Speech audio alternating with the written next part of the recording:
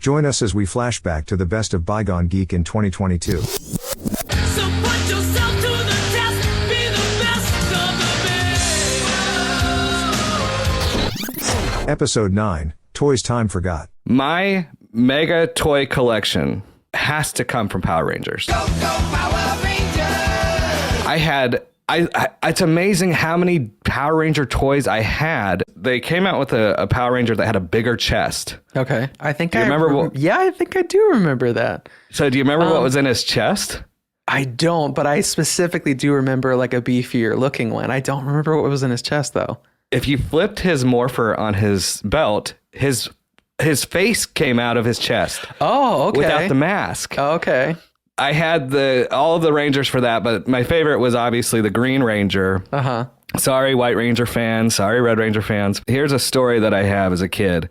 I remember going to like a daycare, and I had a cardboard cutout that I took with me of the Dragon Dagger. Oh, nice. That's cool. I feel like they called my mom and said, this kid's playing with a cardboard cutout of this while everyone has the real one. Because I remember the next day I had the real one, I feel.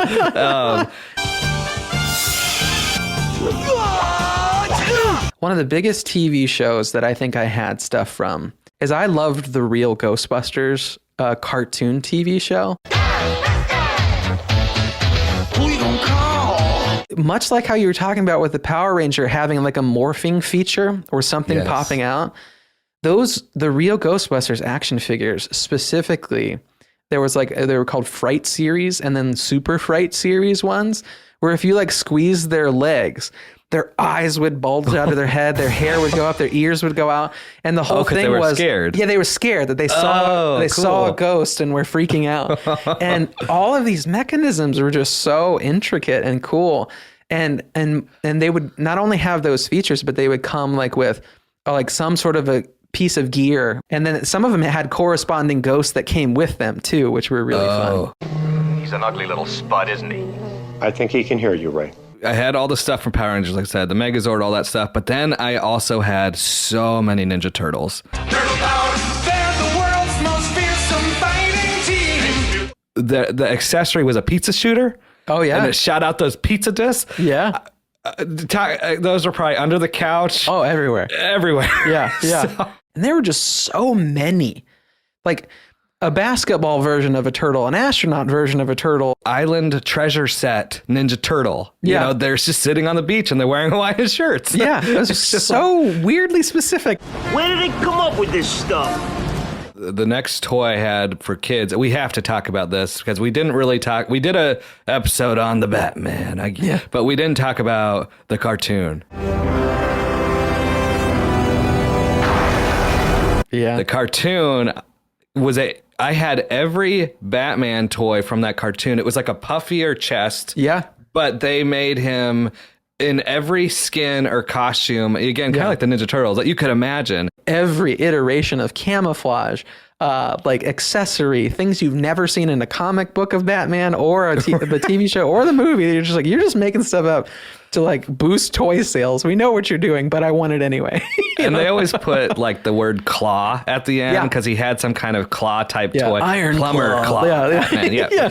Wait, what'd you say? I said iron claw. You say plumber claw? That's a lot cooler than plumber. I don't know why. He's fishing out a clogged toilet or something? That goes to the outlandish though of what they decided to create for these Batman toys. Anything will work. Crossfire, you get caught up in the crossfire. This again, another commercial that I feel like did not need to say this, but it was for Mighty Max. Did you grow up with Mighty Max? I did. Yeah. Yeah, like the boy version of Polly Pocket. Yeah. Right? Yeah. So they did this great. It was there were different play sets, and this one was called The Hand. And they would go, The Hand. And then all this really cool voice. Mm-hmm. At the end, figures do not move by themselves. Yeah, we just watched this kid play with it and move the figure. You know, I was just like, did young David not know what was going on back then? Why did they have to put these disclaimers for these hilarious. ads? Mighty Max Hand and Battle Max figures sold separately. Figures do not move by themselves. Are you able to pick what your favorite all-time toy was from your childhood? I know it was ridiculously difficult for me. but I'm very curious to hear what yours is. My I love these toys so much that I stole them. Oh no! I have a thief as a co-host. I have a duffel bag full of them. I love wrestling toys. Yeah. And I grew up where they made multiple changes of wrestling toys, but the ones that I first stole. So here was my plan, okay? I would take the toy down and put it under those lower shelves where there were the box toy versions of things, right? Right. And I'd unwrap it behind that and then just put it in my pocket. Does your mom know this? She does now. She's listening. I'm sorry. So The Rock just wants to know, are you going to arrest the Great One? Episode 12, Retro TV Showdown. We could go one way or the other with this. And best TV couple. I would have to say that Kevin Arnold and Winnie Cooper from the Wonder Years were... You're going old school. I'm going old school. Like early shows that I watched back in the day. And the weird thing is we all know that those two didn't end up together. The final episode of that show, they cleared... Spoiler alert. 30-year-old spoiler alert. But they didn't end up together, and they were so hot and cold and on and off throughout that whole series. But that show, especially with the voiceover work of Daniel Stern, one of the sticky bandits himself, from Home Alone. We're the Sticky Bandits. Real cute. Very cute.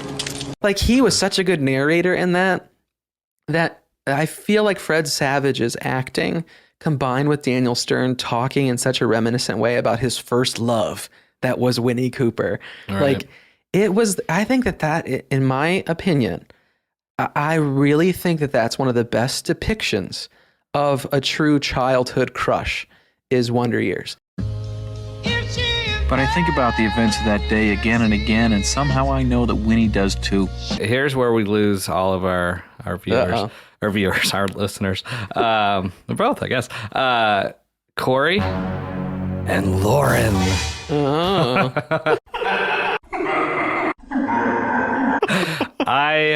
I have to admit, like, that episode, Ski Trip Girl, Lauren and Corey had really good chemistry. Now, of course, I don't want that to happen in the end. I still will go Corey and Topanga. Mm-hmm. But Corey and Lauren, and everyone's so mad at Lauren, but Corey's the one who said his ankle still hurt, and it didn't. It really does sound like I'm picking Corey and Lauren. No, I love Corey and Topanga. Of course, those are actually some of the more emotional episodes when they actually would have their breakups, which didn't happen very often. But that's when you knew if it did, like, oh, what is going on? This is insane. No, they can't break up. They're Corey and Topanga. Right. I can just hear Sean saying that. Maybe actually I should have used Corey and Sean. That's the best TV couple. You and me together, that's two proposals in the same day, Sean. I must be the luckiest boy in the world. All right. Speaking of cool, best TV cool guy. When push comes to shove, I really feel like it has to be Uncle Jesse from Full House. He's getting a lot of love in this episode. Yeah, Uncle Mr. Jesse. Stamos, I hope you're listening. Yeah, Mr. Stamos. Maybe you should have been in my crush category. But he had such cool hair. He rode a motorcycle. He was in a band. Leather he was jacket. He was best friends with the Beach Boys. Like, he was so cool. He had catchphrases too. He did. Have mercy. Have mercy. It was. And I feel like he connected the most with the girls in that show too. Like, he was the cool uncle. So to me, like, that's why he kind of rose to the top as being the cool guy. Very simple. By saying, Jesse, you're right. You've always been right, and you'll always be right. If Danny Tanner's America's dad, like, he wasn't maybe our top pick. Like, the cool guy was Zack Morris. Yeah, he was super cool. The blonde hair, the big phone he would always carry, the way he would talk his way out of things. Yeah. He had like a swagger, but it wasn't really swagger back then. He was just like cool, but he also made it seem kind of relatable. Absolutely. Even though he is extremely good looking and charming, he just still made you feel like you're along this ride with him. Yeah. So let's see if this works. Time out. Would you mind talking to him for me, Zach? Time out. I'll be so happy Time in. Well, sure, if you think it'll make a difference. Time in. Holy crap, it works. That could work for both the visual and audio media. That joke. I was hoping you'd go with it. Oh, that was, for all the watchers, viewers or listeners, that was an unplanned segment that worked out well. That was. And also for any of you're going to get a YouTube of just Eric and photoshopped Uncle Jesse, like walking on the beach or something. Just be prepared. There'll be some sort of punchline. He's actually going to put Uncle Jesse's face on mine, I think. That's what he's going to do. And next week, it'll be Eric and John Stamos. Episode 14, Once Upon My Retro Childhood. I think the first one that comes to mind has to be Blockbuster. What are some of your early or first memories of Blockbuster? There's one near you. Blockbuster Video. Wow, what a difference. The blue and yellow and just like the bright lights, and it was a busy place. Like it was the intersection of everybody having a good start to their weekend, of what movies are out, hounding the video store clerk at the front of like, is this movie in the return bin? You want to check? It's like, I already checked. Check again. I'm pretty sure somebody dropped it off. They should have had that on a script. Like, how many times was that person asked that same question by that same young Eric, young David, yeah. Oh, is this? They roll their eyes. Seriously. I've never seen 10,000 tapes in one store. There's so much kid stuff. I have this memory of like, the case was behind the box. I almost felt like it was like an Indiana Jones type Raiders of the Lost Ark memory of kind of lifting peeking at the case to see if it was. You didn't want to be disappointed. Yeah. I can get it. I can almost reach it, Dad. Let it go. I keep a lot of things in my wallet, useless things. And this is what, to me, also, you had your Blockbuster card and it was like laminated. It just made it was your VIP pass. And I said, now granted, everyone had one, but I just wish I still had mine. Wow, what a difference. Blockbuster Video, wow. Was there a movie that young Eric, though, would re-rent and just over and over? Don't know if I can specifically remember a title, but I do feel like the genre that I would re-rent over and over again was any 80s and 90s martial arts movie. Oh, yeah. Like, let's watch a Steven Seagal movie, a Van Damme movie, a Chuck Norris movie, like That's the best. Yeah, all of those, like just Jackie Chan movie, like just for sure. I remember always a martial arts movie would come home from the video store. I think one you of and them I always are had to be. Yeah, you and I are in the same boat. I'm glad we didn't live in the same town. We'd be fighting over at Bullseye. You rented this one last week. It's my turn. It'll just be up on the counter at Blockbuster. You're in a crane stance, and we're just facing off with each other. Yeah, I can see it now. As a proud sponsor of Little League Baseball, Pizza Hut welcomes all the kids who make it great. And I think we would get canceled if we did not mention parties or even going to Pizza Hut. Yeah. So what are some of your early memories of Pizza Hut that you wish were still around today? I swear to God, I can smell the smell of opening the Pizza Hut entrance. Like, and just that's back when it literally had the hut ceiling, the hut roof. Yeah. Like it was such a distinct building. I remember the bricks. I remember the red cups that they would give you. And then the personal pans would come out and they were just like sizzling and just smelled so good. And didn't they have like kind of bar, almost like billiard lamps for what were above the tables? Like it was just, I can remember it so vividly. The red cup with that grease on it, that feeling. Oh man! And then there was a salad bar that I never went to. But bypassed that. Had to get the personal pan pizza. Had to play the arcade machines. And young David really, really wants to believe that our arcade machine inside it was that Ninja Turtles based arcade. The arcade cabinet of Ninja Turtles was so cool. The fact that you could have 3 other friends with you and all play the whole team. Yeah. Like that was so cool. It was so cool. See, I hope I wasn't, because I was going to say that. Like, I feel like there was 4 joysticks. Yeah. So you could be all of them. Yeah. And you might not be misremembering. That would make sense in a place like Pizza Hut where they had tons of kids' parties to make one game have 4 players. Right. You're getting 4 times the quarters. Like it's that. Genius. It probably made sense in that space. Yeah. It was so awesome. And it was a destination. And I miss destinations. I really miss that. Yeah. That silver sizzling pan. You got to wait before you grab it. You burn your fingers off. Then you go in and eat. And then your mom goes, hey, do you want a napkin? No, I've got this red cup here. You know, and the condensation from the cup and the grease and just everything. I don't even know how you could get a grip on one of those Ninja Turtle joysticks. Like those things are just laminated in grease. And another thing too, it's such an 80s and 90s thing to bring out straight, literally 15 seconds prior was in an oven at 500 degrees. Right. And you're putting this cast iron pan in front of a 7-year-old, like expecting them to be patient. Like, yeah, I'm surprised that I still have fingerprints. You would think I would have seared them off at Pizza Hut. Your entire image is crafted to leave no lasting memory with anyone you encounter.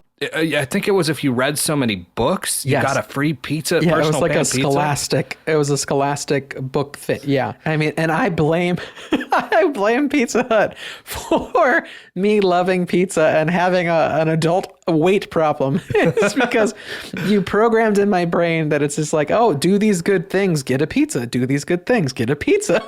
They're doing the Lord's work, man. They're encouraging us to read, and you get a pizza. One personal pan pizza at a time, changing the world. Yeah, clogging one artery at a time.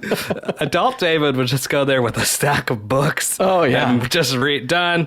Yeah. Pizza. Done. Episode 15, Star Wars Rewind. So in my notes, I just have Jar Jar, Jar Jar, Jar Jar, and that he's the best character. No, episode over.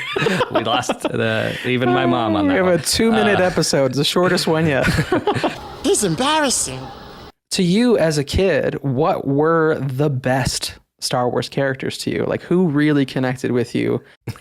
Okay, I'm going to throw a Twilight reference in here. Oh, God, no. I know. Team Edward or Team Jacob. You were either Team Han or you were Team Luke Skywalker, right? Kid, I was growing up definitely related more to Luke. Kind of more, I don't know, I would say square, followed the rules, you know, wasn't a rebellious, gunslinger type character. So, when I think of best characters or coolest characters that resonated with me, I mean, I was in the Luke Skywalker camp until I found out he was making out with his sister, like it was a Game of Thrones episode. But, She's your sister, dude. She's gotta be, and you made out with her, man. What's wrong with you, you pervert? Here's what's funny is literally in my notes, the first bullet under best characters is Han Solo. Oh. And that Han Solo without a doubt is my favorite hero.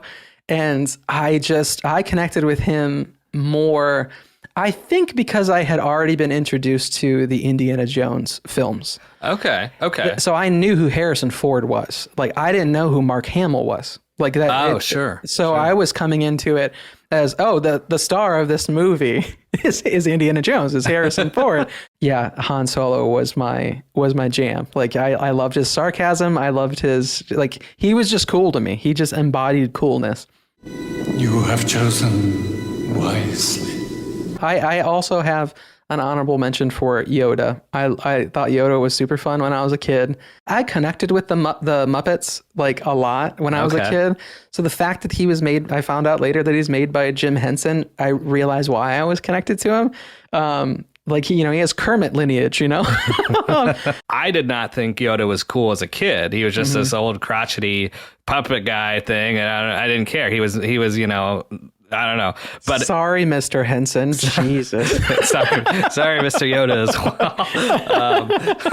But Attack of the Clones Yoda, I was like, oh, okay, cool factor. I'm sure. the complete opposite. I hated Yoda in the prequels. I'm like, this isn't Yoda. Why he's flipping around? He's full CGI. I'm like, where'd my puppet go? I want my puppet back. That actually wasn't a puppet. That was Ray Park. You know, butterfly twists and flips and corkscrews. You know, that'd be fun. What was your favorite of the original trilogy? And then what was your favorite film of the prequels? I loved Return of the Jedi. Yeah. And I loved what Luke looked like, and I loved the lightsaber, and I loved the beginning. Luke is like, strolls in, you will do this. You will, you know, he's using Jedi mind tricks left and right. Jabba's not falling for it. But Luke is like getting all these great action scenes right from the get-go. And then you've got it at the end there between father and son with the Emperor just looking on and all that. Like Return of the Jedi to young David was my favorite growing up. Yeah. What about you? It's not because of Slave Leia. Be honest. So they're you're sitting there just like glossing over the fact. You're like, oh, when I watched, Luke interact with Jabba, and it's like, who else was in the scene, David? You know who was there. I don't know where you get your delusions, laser brain. Laugh it up, fuzzball. As an adult, Revenge of the Sith is my favorite Star Wars movie, and Anakin Skywalker in Revenge of the Sith is the coolest and my most favorite character. He can do no wrong. I don't care what anyone says. He lost his mother, and that's all I'm going to say about that. And the Jedi created Darth Vader. Anakin was just he lost his mother, and now he's about to lose the love of his life. He's the best there is, the best there was, and the best there ever will be. Oh, you're referencing Bret Hart in this? Don't you drag that legend into this rant. How dare you? I saved it to the end. That way, if anyone wants to turn it off now, well, there. You had to wait. I had a hard time remaining silent during that entire rant. My goodness. That I am the best there is, the best there was, and the best there ever will be. I will fall on my lightsaber with Anakin, Revenge of the Sith version, the best character in the Star Wars universe, then, now, forever. Two wrestling references. Don't ruin two things for me. Well, I don't even know what to say. May the Force be with you. And I'll wrap it up by saying, may the Force never be with Hayden Christensen, unless he redeems himself in the new Obi-Wan series. No! Episode 25, Join the Flashback, featuring David's mom. I can't remember his name, the guy in Star Wars that I agreed with you, he was whiny. Oh, Hayden Christensen? Yeah, he's whiny. Oh, I can't wait for David to hear this. I told her, he was just like, oh, I'm not going to be able to hear it without the headphones. But yeah, I'm glad you agree that, yeah, he was very whiny. You turned her against me! You have done that yourself. So, with you listening to the podcast each week, how did it make you feel to find out that your son is a thief of wrestling figures? Oh my God, I was so mad. What's that? I was so mad. With what? That you're a thief. I text him and I said, stop saying that. Everybody can hear that you're a thief. I'm so embarrassed. Episode 27, Retro Video Game Extravaganza. I think it was 95 when the Sega Genesis came out, so I was 10. And so I feel like when you get like 10, 11, 12, you don't want to feel like a little kid anymore. Like you feel very different. Like, sure. I'm heading into middle school. I'm double digits. Yeah, I'm double digits. I'm important. Just the way they advertise Sega as opposed to how they advertise Nintendo. I was like, oh, Nintendo's for babies. This is a baby's toy. It's a baby's toy. That's like a baby's toy. Sega Genesis introduced me to Mortal Kombat. Yeah. And I feel like it was one of those things that my parents saw the game and just assumed, oh yeah, we're in martial arts. He likes martial arts. Let him play the martial arts game. And I think once they started seeing me unlocking cheat codes for like ripping out somebody's spine and like, crazy stuff, it's just like, oh wait, this isn't just like a fighting game. Blood dripping from the ceiling of the spikes and stuff like that. Yeah, so many different things. But who was your favorite fighter? I would have to say that I feel like I went between Sub-Zero and Scorpion. Okay. I was a ninja kid. I was basic. I was Liu Kang for sure. Because love he's Liu Bruce Kang. Lee. Like, yeah, totally. Yeah. And then I was Raiden because Raiden always looked so sick when he'd put his arms up in the air and and he kind of teleported around the screen. Yeah. I do have a ton of college memories centered around the PlayStation 2. Okay. I remember, did you ever play 007 Nightfire? Oh, yeah. Yeah.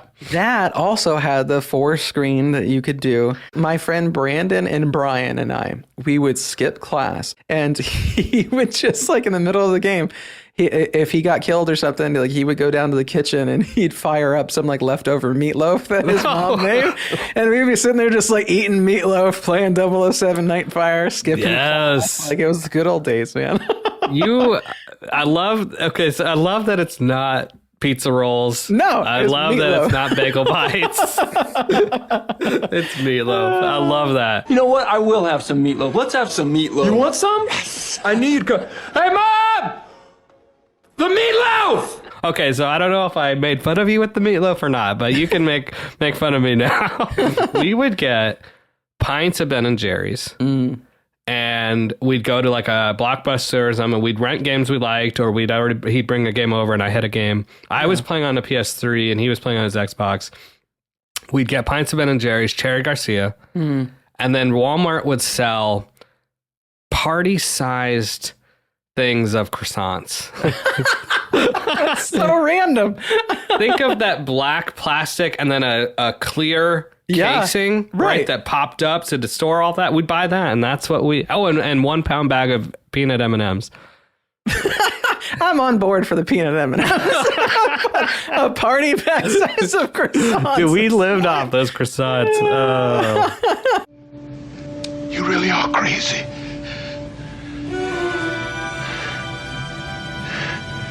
I'm hungry.